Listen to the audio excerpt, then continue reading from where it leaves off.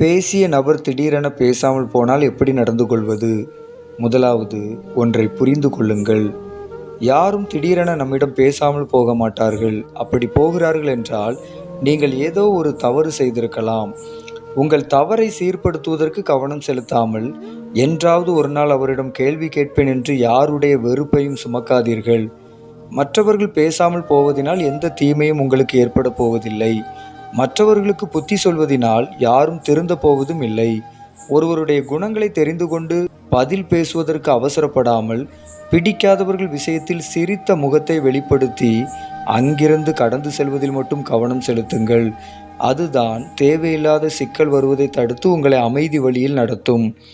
ஒருவர் பேசினால் என்ன, பேசாமல் போனால் என்ன, எதுவும் உங்களை ஒன்றும் செய்யாது. ஆனால் அடுத்தவரை பற்றிய தேவையில்லாத சிந்தனையே உங்களை அதிகம் தொந்தரவு செய்யும் என்பதை மட்டும் நினைவில் கொள்ளுங்கள்.